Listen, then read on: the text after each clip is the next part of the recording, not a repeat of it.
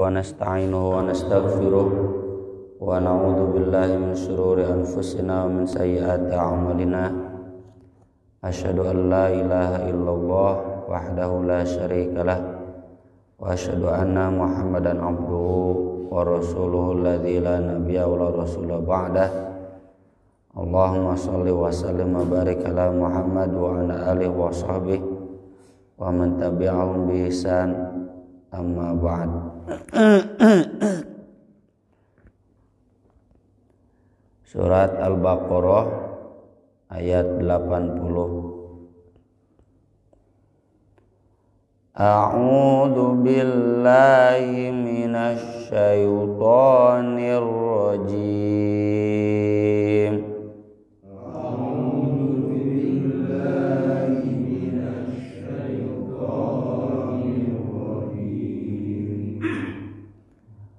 Wa qalu lan tamassanan naru illa ayyaman ma'dudah.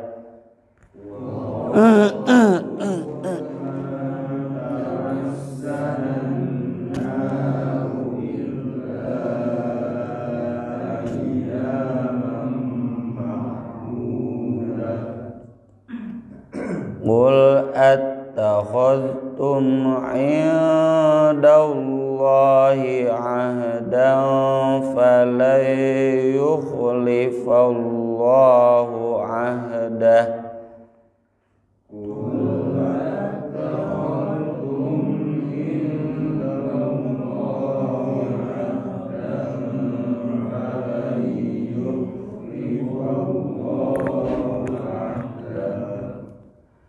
Am taquluna 'ala Allahi ma la ta'lamun.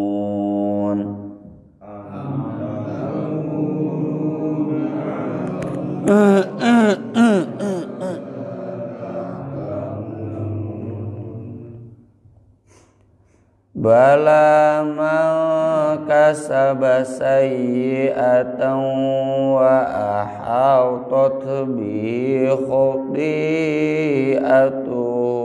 fa ulaik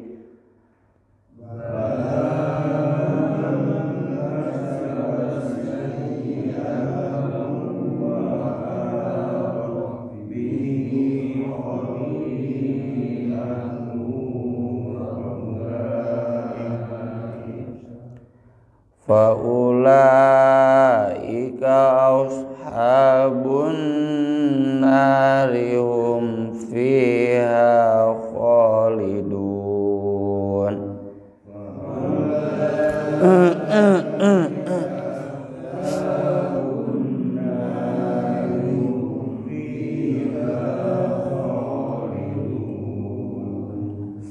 Walladzina amanu wa 'amilus sholihati ulaika ashabul jannah.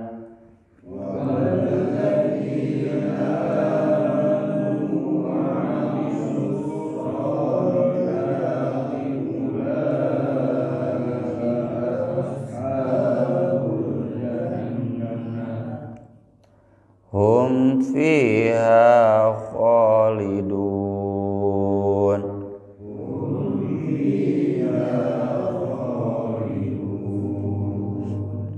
Mengawian ayat 80 di 23.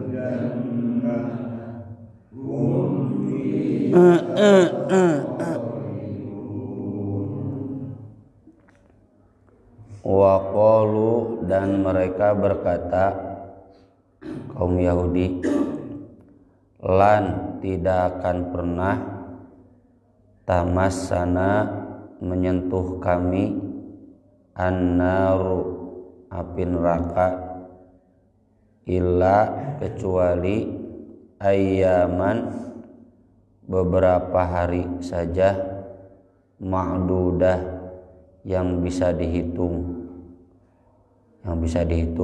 kurang lebih seminggu, paling seminggu cenah di neraka teh. Qul, jawablah, katakanlah, tanyakanlah, attakhadtum, apakah kalian telah membuat indallah, di sisi Allah, ahdan, perjanjian. Ada memang ayatnya gitu, ayat dalam Torah atau sabda Nabi Musa bahwa orang Yahudi itu tidak akan masuk neraka, kalaupun masuk neraka hanya seminggu. Falan, maka tidak akan pernah yukhlifa, menyalahi Allahu Allah ahdahu, perjanjiannya. Ini tambahan saja, kalau memang Allah sudah membuat perjanjian, sudah menyatakan satu ajaran, satu ketentuan, tidak akan meleset. Am ataukah, naam di sini maknanya bal. Bal itu bahkan, yang benar gitu. Jadi membantah. Taquluna, kalian mengatakan, Allah, atas Allah, kepada Allah atau atas nama Allah, ma la ta'lamun, apa yang kalian tidak ketahui. Di am di sini bukan maknanya ragu, tapi bal, membantah. Ini teh Allah sudah bikin perjanjian atau sebenarnya kamu berbohong. Nah, atau di sana maknanya bukan ragu, tapi membantah. Justru kamu yang berbohong. Nanyanya juga bukan nanya butuh jawaban, pertanyaan retoris, pertanyaan protes. Bala, nah di sini lebih tegas lagi. Tidak demikian. Bala itu untuk membantah kalimat pertanyaan sebelumnya. Man, siapa yang kasaba, mengusahakan, sayyiatan, satu kejelekan, ya, kasab itu menunjukkan disengaja, tidak berdasarkan jahalah, karena nanti ada yang amila sayyiatan bijahalatin. Bijahalatin itu karena tidak tahu, betul-betul tidak tahu itu jelek. Kalau kasabama dia sudah tahu, sudah mengusahakan, seperti orang yang berusaha, ada perencanaannya, ada targetnya, ya, orang yang usahakan begitu. Siapa yang berusaha, yang mengusahakan sayyiatan, satu kejelekan, wa ahatot, dan meliputi bihi, kepadanya, kepada orang itu, khoti'atuhu, kejelekannya. Maksudnya kata Imam Ibnu Katsir, tidak ada sama sekali amal baik. Man wafa yaumal qiyamah wa laisa lahu hasanah faulaika ashabun nar, maka mereka itu akan menjadi penghuni neraka. Hum fiha khalidun, mereka di dalam neraka akan kekal. Ini orang yang tidak ada sama sekali amal baiknya. Kalau ada amal baiknya, tidak akan kekal di neraka, akan dipindahkan ke surga. Seandainya dosanya dosa yang besar, dia belum tobat. Tapi kalau dosa kecil itu sudah tertutup kan oleh amal-amal baik, amal sholat, saum, zakat. Ini dosa besar, tapi masih ada amal baiknya. Amal baiknya la ilaha illallah, itu akan pindah ke surga dengan syafaat Nabi. Tapi di sini mah wa ahatat bi khoti'atuh, sama sekali tidak ada amal baiknya, semuanya jelek. Walladzina amanu, sedangkan orang-orang yang beriman wa amilus sholihat, dan mengamalkan kesolihan, ulaika, itulah ashabul jannah, mereka akan menjadi penghuni surga, hum fiha khalidun, dan mereka di sana akan kekal. Jadi kalau orang sudah masuk surga itu pasti kekal, tidak mungkin sementara lalu dipindah ke neraka, nggak mungkin. Tapi kalau orang masuk neraka mungkin kekal, mungkin tidak. Yang kekal itulah yang ahatot bihi khoti'atuh, yang amal jeleknya sudah menutupi, amal baiknya nggak tersisa, sudah tertutup. Amal baiknya hancur dengan amal jeleknya. Orang kafir ada amal baiknya, ngasih bantuan ke masjid, ngasih konsumsi ke panitia kurban. Orang kafir kan menengok tetangga muslimnya yang sakit, memberi bantuan kepada tetangga muslim, itu amal baik. Tapi amal baik itu akan ahatot bihi khoti'atuh, tertutup oleh amal jeleknya. Amal jeleknya mengingkari la ilaha illallah. Itu di ayat yang lain, habitat a'maluhum fid dunya wal akhir, hancur. Ada amalnya tapi hancur. Ayat ini menggambarkan betapa Yahudi sangat rasialis, sangat mengunggulkan rasnya. Apapun dosanya, sebesar apapun dosanya, asal dia Yahudi, dia pasti ke surga. Ini rasialis. Dan Islam tidak mengajarkan rasialisme seperti ini, mengunggulkan golongan. Pokoknya asal Islam pasti ke surga. Kalaupun masuk neraka hanya seminggu. Ini betul-betul rasialis. Dalam ayat yang lain, ya, Allah nanti membantah, qul in kanat lakumud darul akhirah khalisatan min dunin nas fatamannawul maut in kuntum shodiqin. Kalau betul negeri akhirat, surga itu buat kamu, sok atuh harapkan kematian. Apa maksud harapan kematian itu? Perang, jihad. Walai yatamannahu abadan bima qaddamat aydihim. Tapi mereka gak mau disuruh mengharapkan kematian. Mengharapkan kematian itu jihad, ya. Ada di surat Ali Imran.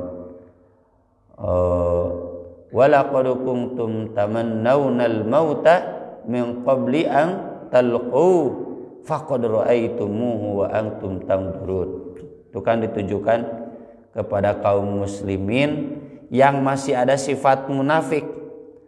Sebelum diwajibkan perang selalu berharap seandainya perang diizinkan, kita lawan. Pas diwajibkan perang, merod, mundur. Lima katabta alainal kita laula akhartana ila ajalin qarib, di surat An-Nisa. Kenapa sekarang, nanti aja. Nah gitu, banyak alasan. Orang Islam yang masih ada munafik, makanya turun ayatnya, kabura maqtan indallah an taqulu ma la taf'alun. Makanya jangan ngomong dulu yang belum diamalkan. Pasti begini. Nah itu jurkam itu, ya, para politisi Makanya kata seorang ustadz, ayatul politisi salasun, idza haddatsa kadzaba. Gede wadul, belum mempraktikkan sudah menjanjikan ini. Kenyataannya kan nggak ada, itu kaburo maktan. Innallaha yuhibbul ladzina yuqatiluna fi sabilihi saffan ka'annahum bunyanun marsus. Allah mencintai orang yang berjihad saffan, dengan berbaris rapi, dengan pasukan yang rapi, manajemen pasukan yang baik, seolah bangunan yang kuat yang tidak mungkin dikalahkan. Nah, ini orang Yahudi nggak bisa seperti ini. Kata Allah di surat Al-Hasr, orang Yahudi itu la yuqatilunakum jami'an illa fi quram muhassanah aw min wara'i judur. Mereka nggak berani perang langsung terbuka begini, nggak berani, kecuali quram muhassanah, bersembunyi di balik kampung yang dibenteng. Nah, di tukangan benteng berani. Kalau berhadapan begini nggak berani. Aw min wara'i judur, atau dari balik benteng-benteng nyumput perang.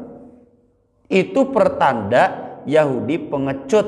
Kalau memang mereka betul mendapatkan surga, nyesoknya maju, jadi lebih cepat mati, lebih cepat ke surga. Kenyataannya kan enggak. Wala yatamannahu abadan bima qaddamat aydihim wallahu alimun bizzalimin. Kenapa mereka takut? Karena mereka sendiri menyadari bima qaddamat aydihim, amal mereka rusak. Kan kemarin sudah dijelaskan, ya. Orang Yahudi tahu Nabi Muhammad itu adalah nabi. Bahkan ngasih tahu ke teman-temannya, kamu jangan ngomong ke orang Arab bahwa dia nabi, ada di kitab Torah. Nanti kamu gimana di akhirat? Itu kan berarti tahu. Orang Yahudi itu tahu bahwa dia itu amalnya rusak, makanya nggak berani mengharapkan kemenangan. Itu hanya akon-akon saja, klaim-klaim palsu, ya. Dan banyak ayat-ayat seperti ini di Al-Quran yang membantah atau yang menjelaskan klaim sepihak Yahudi. Sampai sekarang begitu, ya. Mengapa Israel selalu berani mencaplok, dirampas itu kaum Palestina, orang Arab Muslim dipayahan, kalau nggak mau pindah dibunuh. Mereka nggak merasa berdosa. Laisa alaina fil ummiyina sabil. Kami nggak ada dosa membunuh orang-orang ummi, bangsa Arab nggak ada dosa, halal. Satu-satunya bangsa bejat yang seenaknya membunuh orang Arab, orang Islam, itu orang Yahudi.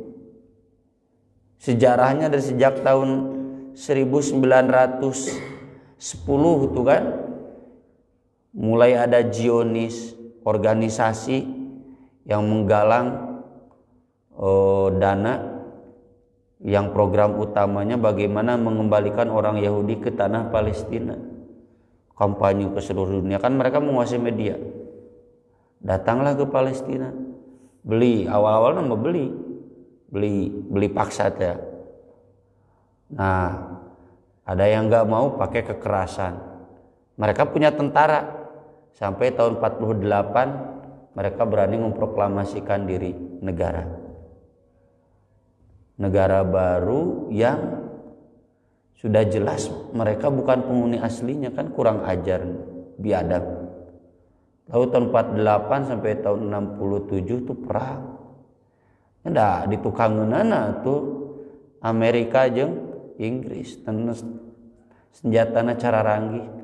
Itu Arab, Saudi, Mesir, Lebanon, Palestina, Yordania, 6 negara ya.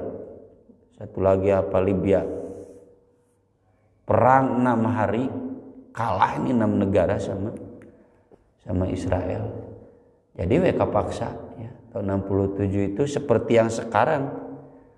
Palestina itu cuma menyisakan Gaza dan tepi barat.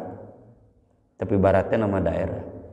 Cuma 1/4. Jadi lamun gambarannya Jawa Barat tinggal menyisakan Banten, sisanya itu yang Jawa Barat diambil sama Yahudi. Dan mereka tidak merasa berdosa. Dan sekarang yang sedang rame tepi baratnya kan dicaplok gitu usir, nggak mau bunuh. Orang Palestina nggak bisa melawan karena nggak punya tentara. Kan tuntutan Amerika Inggris di PBB boleh negara tapi nggak boleh ada tentara. Kieu. Dan hanya Indonesia itu yang berani bersuara. Alhamdulillah dalam hal ini. Ya, kita punya uswah dalam hal ininya, bukan dalam hal yang lain, dari Pak Karno, Bung Karno, dan diteruskan sekarang oleh Jokowi bersuara keras.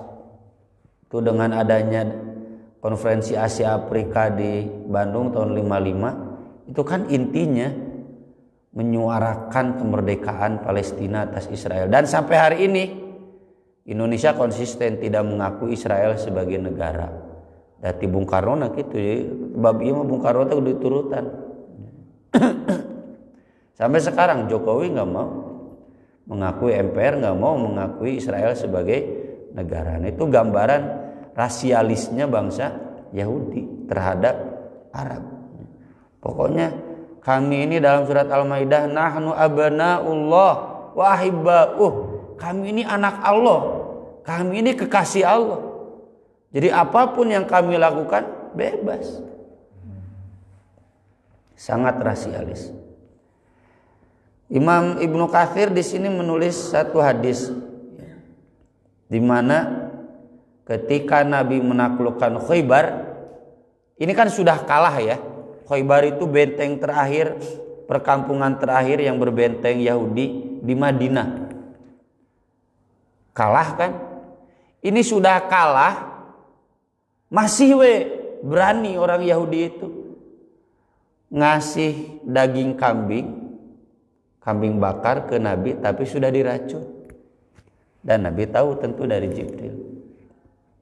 Kata Nabi, ijma'u li man kana minal yahudi hahuna, kumpulkan orang Yahudi yang dekat di sini. Tidak akan jauh kan, yang ngasih racun pasti mau deket mau jauh. Lalu Nabi bertanya kepada orang Yahudi yang ada itu, man abukum, siapa leluhur kamu? Kan Yahudi leluhurnya ada 12 ya. Semuanya putra Yakub, yang kemarin 12 mata air itu, termasuk Yusuf dan Bunyamin. Siapa bapak kamu? Lalu mereka menjawab misalkan Yusuf gitu. Kata Nabi, kadzabtum bal abukum fulan, bohong. Kamu justru leluhurnya adalah Bunyamin misalkan. Di sini enggak disebutkan.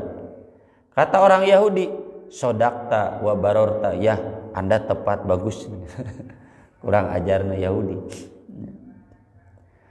Lalu kata Nabi,